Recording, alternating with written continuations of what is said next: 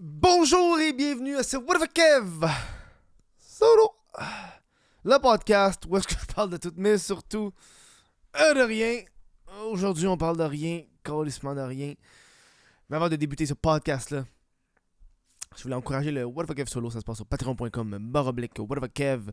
C'est la meilleure façon d'encourager monétairement. On a des nouveaux Patreons qui se sont rejoints au cours des derniers... c'est un petit bout que j'ai pas fait de podcast.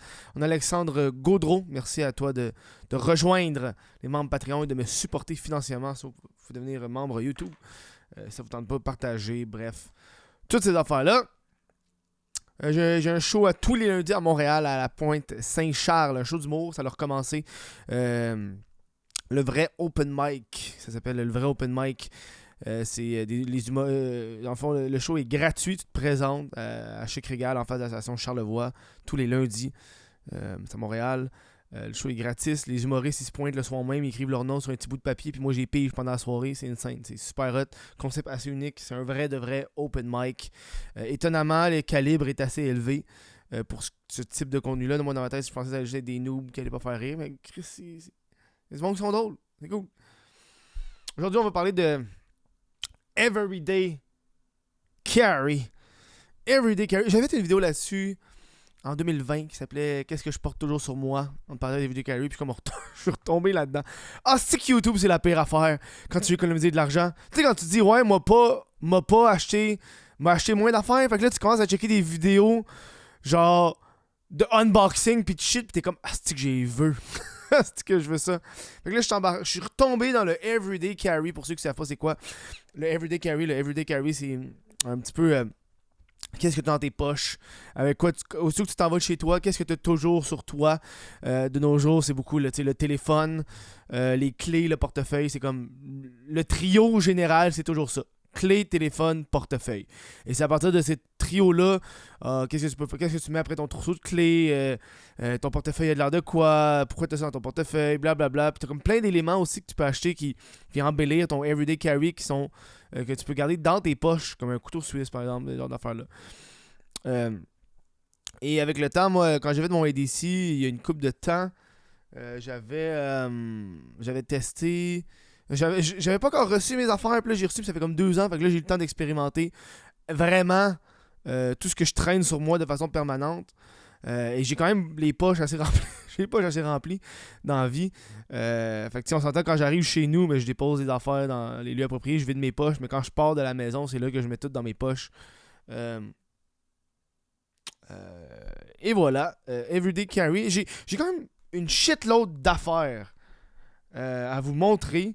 Parce que je viens juste de réembellir un peu mon Everyday Carry avec les 2 ans passés. J'ai eu le temps de voir qu'est-ce que je veux pas, qu'est-ce que je veux garder, qu'est-ce que je veux enlever, qu'est-ce que je veux modifier. Surtout. Je pense que le téléphone cellulaire, c'est comme la base du Everyday Carry. Là. Moi, je vous montre mon téléphone en premier parce que si je vous montre mon téléphone, vous comprenez crissement mieux pourquoi j'ai le reste avec moi. Tu sais, un flip phone, super banal. Flip phone parce que je veux avoir un flip phone dans la vie. C'est bon pour la santé mentale. C'est la meilleure chose que tu peux avoir, un flip phone pour ta santé mentale. On parle énormément de santé mentale au cours des dernières années. Le téléphone, c'est la chose qui déprime le plus. Au niveau quand tu te compares toujours aux autres, tu veux toujours être actif sur les réseaux sociaux, tu passes ton temps à scroller les Instagram à pu finir. Bref. Fait que j'ai mon téléphone cellulaire que je traîne toujours avec moi. Oui, j'ai un téléphone intelligent, la gang. J'en ai un, mais pour moi, c'est un outil de travail. Il est dans mon bureau, il est dans un tiroir. Quand j'en ai besoin, je l'amène le soir même. T'sais, mettons, quand je m'en vais justement à mes shows les lundis. Mais là, il faut que je fasse des stories Instagram. Fait que là, je l'amène. Je l'amène pour ça. Puis j'utilise dans le fond mon flip phone. Parce que j'ai Internet là-dessus. Là, j'ai YouTube, bref. J'utilise mon flip phone pour envoyer comme un routeur à mon téléphone intelligent. Et ça aide énormément. T'sais. J'appelle le monde. Au lieu de texter, j'appelle le monde. C'est tellement le fun. Tu te sens différent. Tu te sens mieux. Puis c'est ça qui compte. À la fin de la journée, le monde parle beaucoup de ça. Puis ils prennent pas d'efforts supplémentaires. Puis quand que je montre mon téléphone aux gens, les gens sont comme ah man, j'aimerais ça avoir un flip phone, mais je peux pas à cause de mon travail. Femme donc, je suis YouTuber. Ma job, YouTuber humoriste. T'as pas besoin d'avoir des stories tout le temps. Si tout le monde a des téléphones cellulaires, moi, la façon que ça fonctionne, c'est si tout le monde a un téléphone cellulaire, tout le monde en a un, puis toi, t'en as pas. Si c'est de quoi que tu veux partager, blablabla, une story, peu importe, tu demandes à quelqu'un, hey, prends la vidéo de ça, envoie-moi là, puis toi, le lendemain matin, t'as publié ou quand t'arrives chez toi, t'as publié. T'sais. Bref, téléphone cellulaire. Téléphone. Évidemment, un téléphone cellulaire, ça engendre beaucoup de. Vu que j'ai un téléphone cellulaire, comme ça, un flip phone, ça fait que j'ai dû adapter mon, mon everyday carry pour tout ce que mon téléphone aurait remplacé. Par exemple, moi, quand je suis dans le métro, quand je suis dans une file d'attente, quand je suis à l'épicerie, quand j'attends, je peux plus être sur mon téléphone. Je peux pas sortir mon téléphone. Fait que c'est pour ça que maintenant, j'ai toujours un livre de poche sur moi. Là, je suis en train de lire le journal de Anne Frank. Je suis fucking sérieux. Je lis le journal de Anne Frank. Je suis rendu à la page 52. J'ai commencé cette semaine. J'ai un livre de poche toujours dans mes poches ou dans mon... Avant, je l'avais dans ma poche arrière quand je sortais, mais là, à ce temps, je l'ai dans mon sac à dos, dans mon sac banane. Toujours un livre de poche. Et étonnamment, depuis que je fais ça, j'ai lu peut-être, là, je parle pas en étant chez nous, mais une dizaine de livres comme ça. Une dizaine de livres sur la route à transporter. Entre-temps, quand je suis en train de chier, j'amène mon petit livre de poche. Tu sais, tout le kit. J'ai lu une dizaine de livres, c'est le fun.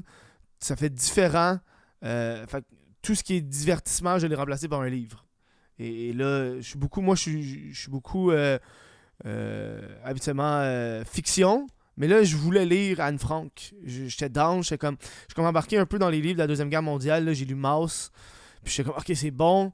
Puis j'ai vu ce livre-là quand j'étais à la Grande Bibliothèque de Montréal. Il était 4$. Je l'ai acheté, c'est usagé. Là. Je l'ai acheté usagé. Puis c'est ça que j'aime, moi, quand j'achète des livres. J'achète tous mes livres usagés. Vous avez vu, là, en ce moment, là, j'ai plus en arrière. Là, vous avez sûrement remarqué. J'ai plus la grosse calice de tente. Je la donne à mes parents. Puis là, j'ai toute ma bibliothèque qui est là. J'ai peut-être 80% des livres qui sont usagés. J'achète usagé. Ça coûte moins cher. Calissement moins cher. C'est genre 2-3 pièces le livre. Puis ça fait que j'ai pas peur de le maganer, de le traîner dans ma poche, en arrière de même. Comme ça dans le back. Back pocket, de m'asseoir dessus. Tout le kit. C'est non.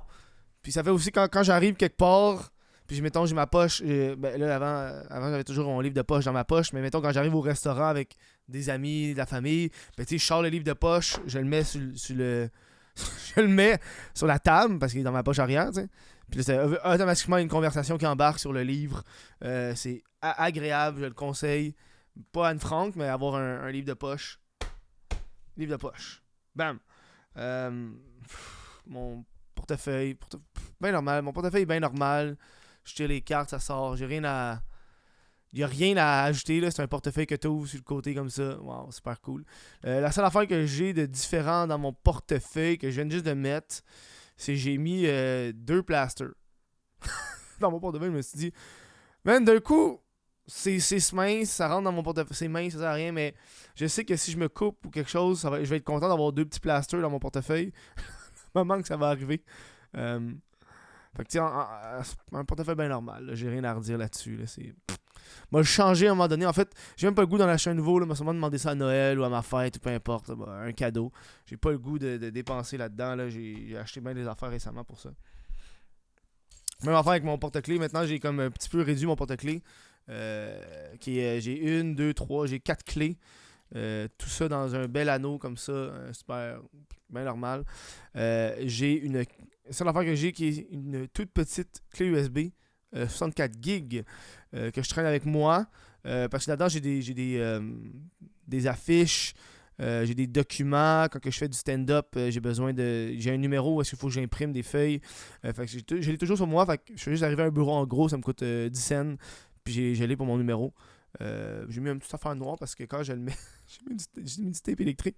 Parce que quand je le mets quand je le branche puis je l'enlève, c'est comme fucking glissant, là, c'est en métal. C'est juste une petite grip. Petite grip supplémentaire là, pour le plaisir. Après ça, j'ai ma montre. Une Casio. Ça, c'est la Casio. Quoi? Ça, c'est un nouveau modèle. C'est la Casio W217H. Qui est un peu le... l'upgrade à la 91F, je pense, c'est ça le nom. J'ai oublié c'est quoi, mais la fameuse, c'est la Casio. C'est un modèle de montre que j'ai depuis peut-être 3-4 ans. C'est ma troisième. Non, en fait, c'est la quatrième que j'achète de Casio. J'en ai eu deux pareilles noirs qui sont plus petites. Je sais pas où l'autre, là, mais. C'est le même modèle, mais elle est un petit peu plus petite. Ça fait la job. Avoir une montre, pour moi, c'est une montre à 30$. Là. C'est genre, elle bip à toutes les heures. Ça me donne un petit peu de focus de temps. J'ai un chronomètre, j'ai l'heure, j'ai une alarme, j'ai la date, le jour de la semaine. Date, jour de la semaine, j'ai un petit chronomètre, un stopwatch, là. Puis genre, c'est le best. C'est quand j'écris, quand je fais une séance d'écriture ou peu importe, ou j'embarque à la stopwatch. Ça fait là, quand les humoristes sont sur le quand j'ai des humoristes qui font leurs 4 minutes ou leurs 5 minutes, moi j'ai pas besoin de sortir mon téléphone puis petit chronomètre. Non, Chris, 3 boutons. Poc, poc, top, stopwatch à part. Je le regarde de temps en temps, voir ok, c'est rendu à combien de temps, quand ça fait 4 minutes. Ils savent, tu sais. C'est le fun à l'avoir sur le bras, tu check l'heure sur le bras. Je suis devenu un amateur de montres avec ça. Puis j'aime pas ça avoir des montres bulky qui font comme. Ils sont fucking huge en métal. Non, man. Moi, j'ai une montre en plastique, bien normale, que Chris, je me calisse un peu qu'elle pète. C'est tout en noir. Pour moi, c'est parfait. C'est comme l'idéal. J'adore ça. Je vous conseille des petites montres de même. Je trouve que c'est le fun. C'est agréable. Je me prends je fais un enregistreur vocal. Je viens juste de mettre un élastique parce que des fois je mets un crayon après. Mais un enregistreur vocal, parce qu'évidemment, à cause que mon téléphone, je peux pas enregistrer quand je fais des shows, peu importe. Il fallait que je m'achète un enregistreur vocal. Je pense que c'est genre 40-50$ pour un enregistreur vocal. Petit truc USB, comme ça je peux le brancher dans l'ordi pour transférer les fichiers. Pour moi, c'est pratique pour plusieurs raisons, plusieurs choses. Numéro 1, quand j'embarque sur scène, j'arrive avec mon petit truc, ça m'enregistre vocalement. Tu sais, mettons, ça c'est mon dernier fichier.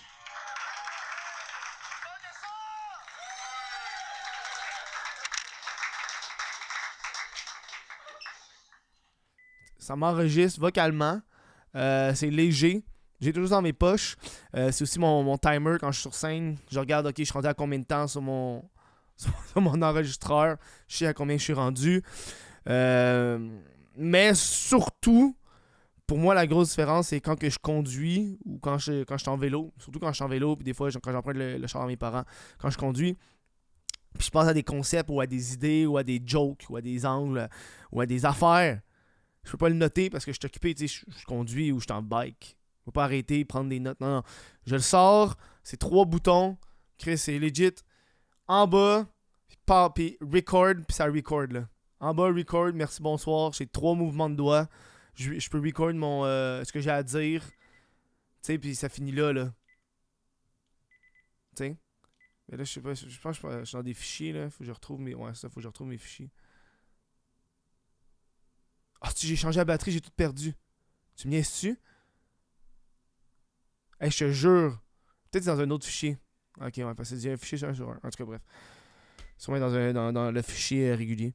Ça fait que oui, j'ai toujours ça. Puis là, j'ai comme mis mon nom en arrière pour être sûr de m'identifier. J'ai commencé à mettre mon nom sur pas mal de choses pour être sûr que j'allais pas les perdre. Qu'on me le vole, mais.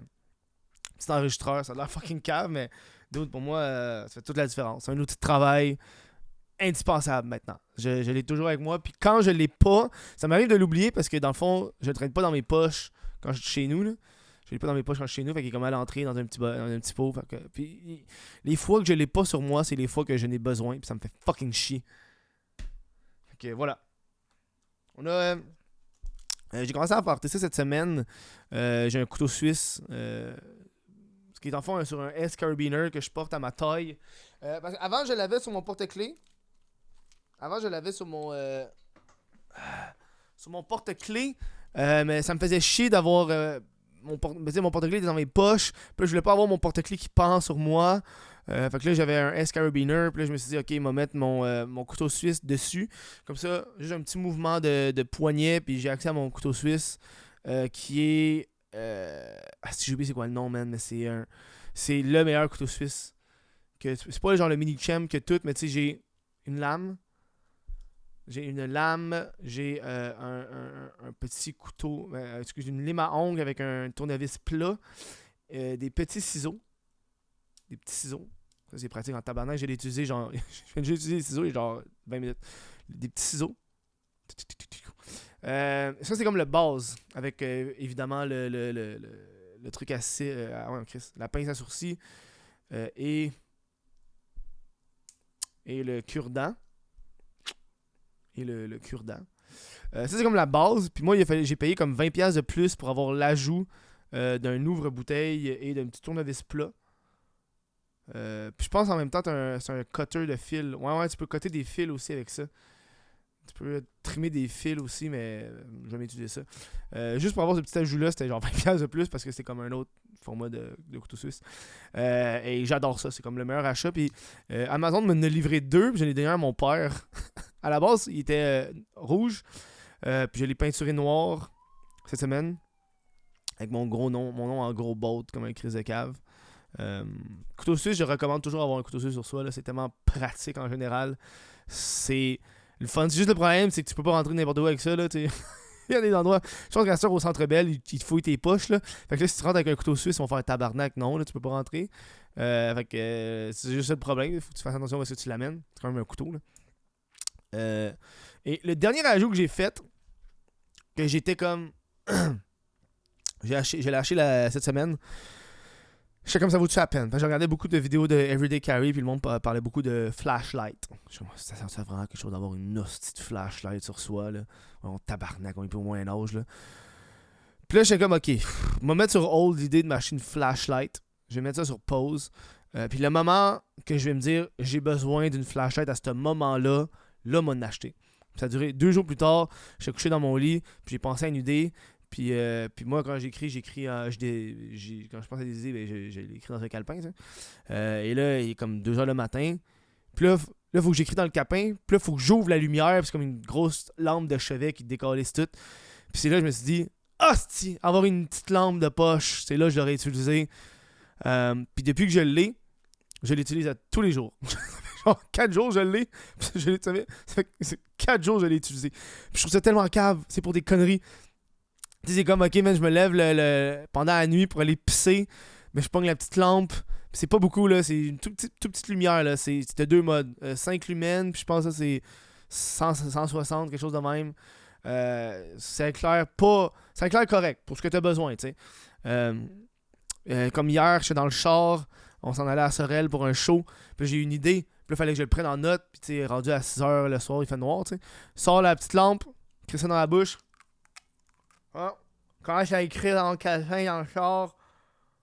Pas de stress, mon chum. Avec mon téléphone, ça aurait été chiant, là. Tu peux pas avoir ton téléphone, puis tu sais, en tout cas, mets dans ta bouche. Merci, bonsoir. Lampe de poche. Je suis bien content. Je pense que c'est la Olight RRES. Qui est. Tu tournes, puis là, quand tu la dévisses pour la charger. Puis pour moi, c'est super important parce que j'ai pas envie d'avoir 8000 fils dans la vie. C'est les vieux USB micro USB qui est le même pour charger mon téléphone, qui est le même pour charger mes lumières de Basic, qui est le même pour charger mon power bar, tu sais, mon genre de pour charger, mettons, quand je n'ai besoin, là, ma batterie portative. Fait que c'est comme, je voulais pas avoir 40 000 fils. Fait que pour moi, j'étais bien content d'avoir une petite lumière rechargeable avec un seul fil que je porte dans mon sac. Merci, bonsoir. Okay. Il me reste 2 items que je porte. Ça fait beaucoup d'affaires que je porte, là. Je le remarque, j'ai les poches assez pleines. Souvent, je mets des affaires dans mon sac. Un Fisher Space Pen que j'ai acheté. Mon fameux crayon à 40$. Là, ce petit crayon à 40$. Il y a un bout, j'étais sûr que je l'avais perdu. Parce qu'il glisse le calice. Il y a un bout, c'est pour ça qu'une des raisons pourquoi j'ai mis un élastique après, c'est parce que ça glisse de tes poches, ce petit crise de crayon-là. Fait que là, je peux le mettre après ça, puis au moins c'est plus sécuritaire dans mes poches. Moins peur de le perdre. Mais Fisher Fisher Space Pen, la raison pourquoi ça vaut 40$, c'est à cause de cette simple technologie qui est tu tires, puis ça devient un crayon normal. C'est juste ça. C'est un tout petit crayon, un tout petit crayon qui est très très très petit. Puis, hop, quand tu l'ouvres, t'as un normal. Tu sais, je donne un exemple avec. J'ai un crayon, j'ai un Sharpie, c'est là. Sharpie, Fisher Space Pen, tu vois. Quand il est plié, puis quand tu l'ouvres, 40$. Yeah, mon boy. J'ai besoin de dépenses d'entreprise, la gang. J'ai mis c'est pratique. J'ai essayé pendant un bout avec ce crayon-là. Ça, c'est comme mon premier vrai crayon de travail que j'ai acheté. Qui est le Zebra F701, un crayon à 10$. Que tu peux recharger, changer tu peux refill le kit. Un crayon en métal, super lourd, super le fun. J'ai essayé pendant un bout d'avoir ça dans mes poches, sauf que le problème c'est que ça l'ouvrait, puis je me suis comme pogné les doigts dessus, puis ça me faisait chier en tabarnak. Fait que j'ai fait, mange la marde, je traîne plus ça. À la base, ce crayon-là, il est noir. J'écris toujours avec des crayons noirs à la base. Là, je me suis acheté une plume noire aussi. Une belle plume noire. J'écris toujours en noir. Puis des fois je vais comme prendre des notes externes sur mes calepins ou peu importe. Puis je me suis dit, man, ça me prend un crayon bleu. Fait que je me suis dit, tant qu'à traîner un crayon tout le temps sur toi, c'est bien de l'avoir en bleu.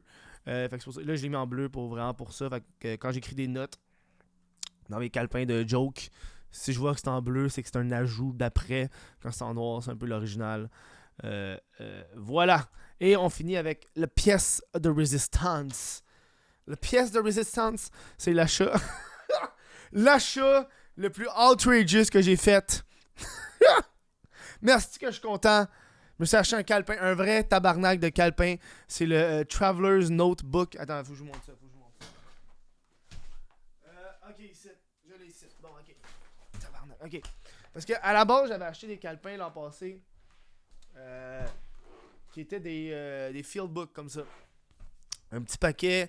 Des petits fieldbooks. Super cool, super cheap, super en carton. Ça fait la job pour avoir ça dans tes poches arrière. Tu traînes ça avec toi, t'écris avec ça, blablabla. Ça prend pas long que mes field notes se sont décalissés. Mais décalissés, là. J'ai du duct tape, esti, pour les tenir, calice. Du fucking duct tape. Mes calepins, c'est des duct tape, esti. Là, j'étais comme, hey non, je peux pas, là, ça pète tout. Les pages décalissent, c'est flimsy, le fucking, les broches, ils se défont. C'est dégueulasse. Puis là, j'ai tout le temps un calepin sur moi pour prendre des notes, des jokes, j'aime ça, écrire, liste d'épicerie, peu importe. Et là, je me suis acheté le Traveler's Notebook. Qui vient d'une compagnie japonaise. Et quand on parle de produits japonais, si, hein? Ce petit calepin a coûté 65$.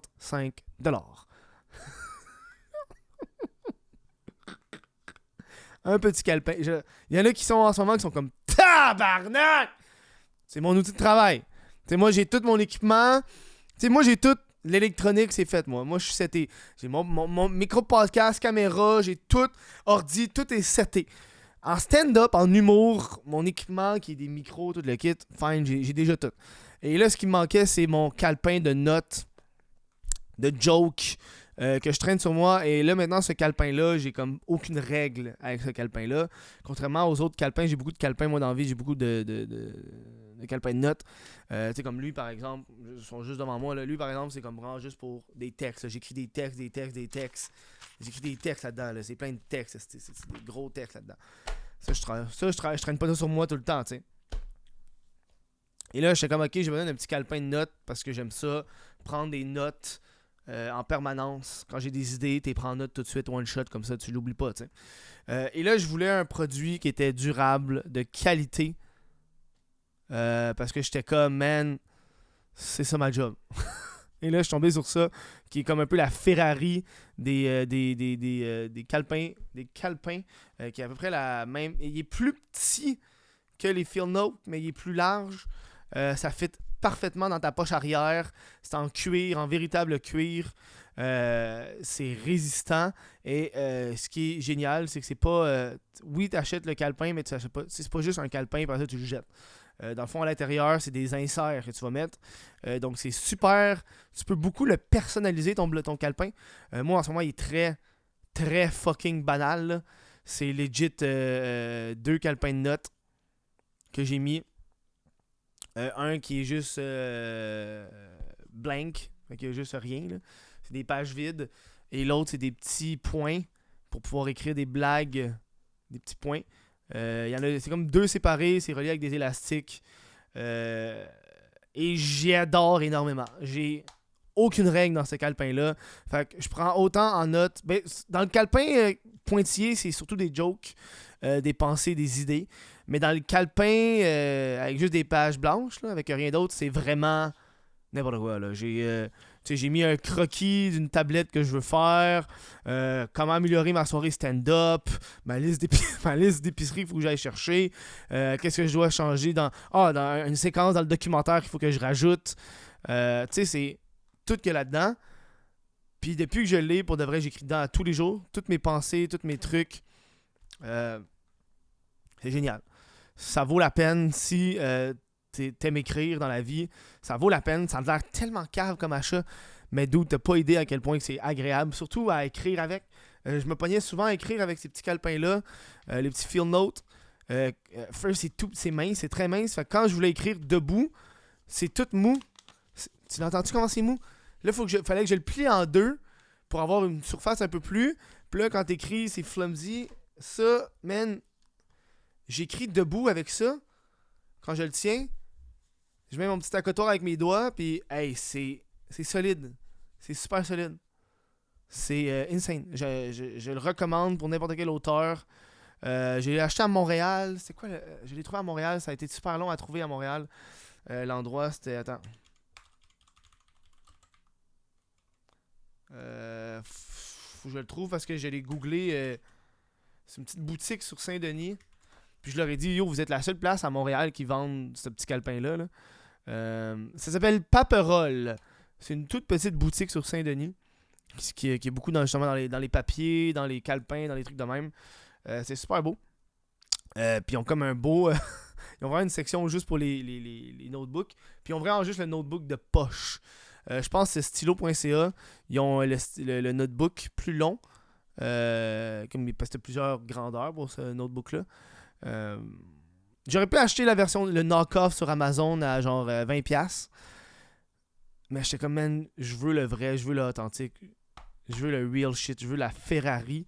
Et vu que c'est en cuir, ce qui se passe avec le cuir, c'est que ça devient, avec le temps, le cuir va comme absorber tes huiles, puis tout, puis ça te donne un fini extrêmement hot, là. Il n'y a rien de plus hot qu'un vieux crise de cuir, tu sais, ça commence déjà à avoir des petites taches noires dessus à cause de mes poches sur les coins. Voilà. C'est tout ce que j'ai sur moi en permanence. C'est beaucoup de choses. Ah oui! Avant de vous laisser... Ah, Chris, j'ai pas fini. Chris, il me reste 2 minutes, on va faire ça vite. Super simple, man. Sac à dos. Gros Chris de sac à dos, heal up. Avec ma bouteille d'eau que j'ai en permanence, qui se déroule par-dessus. C'est un 25 litres. C'est un sac à dos de cycliste. C'est super spacieux, man, pour ceux qui le voient.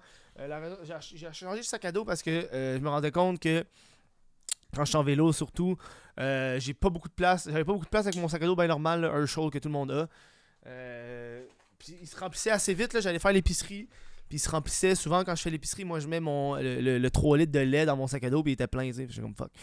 Fait que là, celui-là, il me permet d'avoir beaucoup plus d'espace quand je me promène, peu importe en vélo, de façon générale. C'est pour ça que j'ai pris une grosse crise de poche.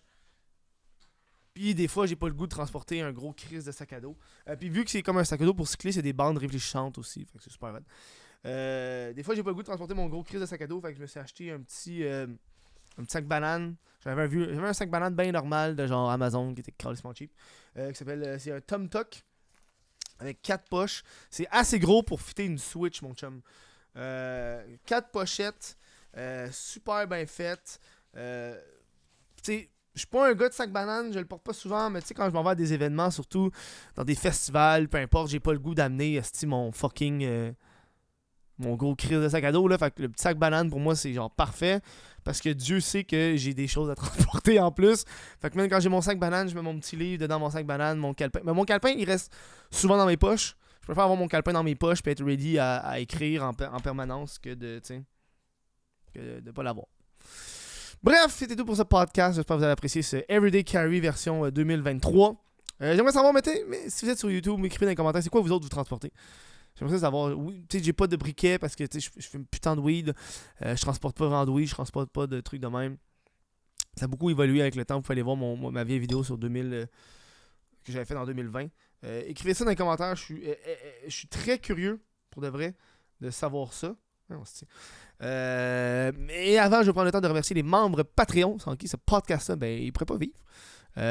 Gros merci à Cédric Martin Côté, JC Zormo, Olivier Bousquet, Zachary Houle-Longchamp, Cédric Mascotte, Christopher Gay, Lucas Lavoie, Sébastien Paquette, Frédéric Josette, Daniel Savard, Charles Olivier Mayo, Adrien Canadien, Alexandre Ouellette, Mylène Lavigne, Vincent Joyce, Emric Patry, Joanny Gagnon-Blais, Jonathan Ladouceur, Nathan Ménard, Ryan Anderson et Alexandre Goudreau. Merci à vous autres de supporter le What the Fuck Solo. Puis on se voit à un prochain podcast, la gang. Je vous dis merci à vous autres. Passez une bonne fin de journée.